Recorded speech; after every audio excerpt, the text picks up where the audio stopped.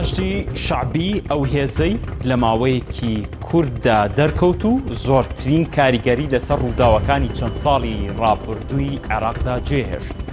لە ئێستاشدا کارکتەرێکی سەرەکی گۆڕەپانی سەربازی و سیاسیە.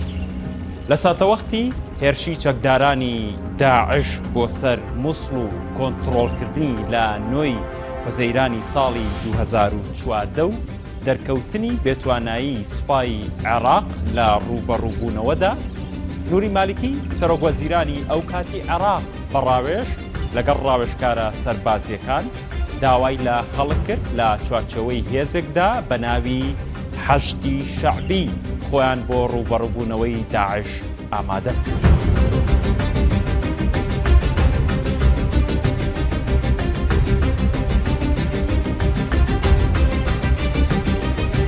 حەشتی شەعبی لە ئێستادا لە زیاتر لە 40 گروپی سەربازی پێک دێت و زۆرینەی ڕەهای چەکدارەکانی خەڵکی شیعە مەزهەبن. زۆرترین ئەندامەکانی حەشتی شەعبی خەڵکی شاری بەسڕەن.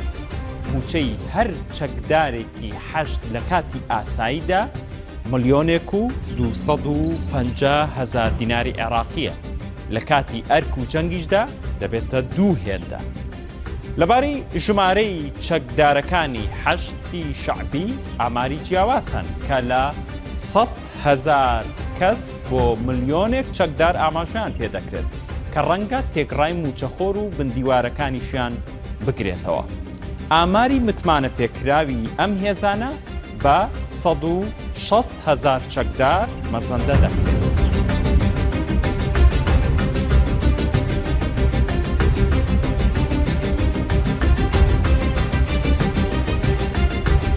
هێزەکانی حەشتی شەعبی بەسەر 42 گروپ و لەژێر ناوی جیاوازدا دابەش دەبن کە گرنگترینیان ئەمانە: عەسایبی ئەهلی حەق، هێزەکانی بەدر، کەتیبەکانی حیزبوڵڵا، هێزەکانی شەید سەدر، بزوتنەوەی نوجەبا، سەرایە سەلام، سەرایە جیهاد، لیوای عەلی ئەکبەر، سەرایە عەتەبات، کەتیبەکانی سەیدولشوهەدا و چەندان ناوی دیکەش.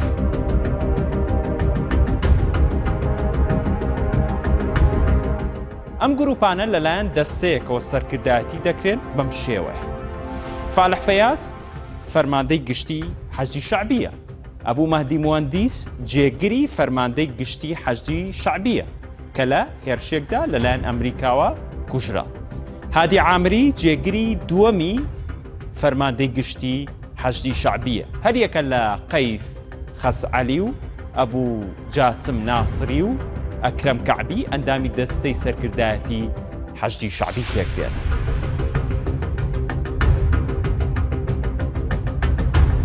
گرنگترین ئەو ئەرکە سەربازیانەی حەشتی شەعبی ئەنجامی داون خۆیان لەمانە دەبینەوە: بەشداری لە کۆنتڕۆڵکردنی شاری مووسڵ لە داعش، هێرشکردنە سەر پێشمەرگە و گرتنی شاری کەرکووک و ناوچە کێشە لە سەرەکانی دیکە و کۆتایی هێنان بە دەسەڵاتی پارتی و یەکێتی لەو ناوچانە.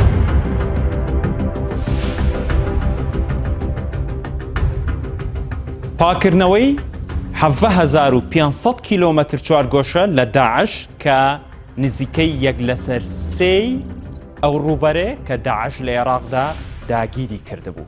کۆنتڕۆڵکردنەوەی 19 شار و ناوچە و شارۆچکەی عێراق لە ژێرچنگی داعش، کردنەوەی 54 ڕێگەی سەرەکی نێوان شارەکان کە داعش دەستی بەسەردا گرتبوون.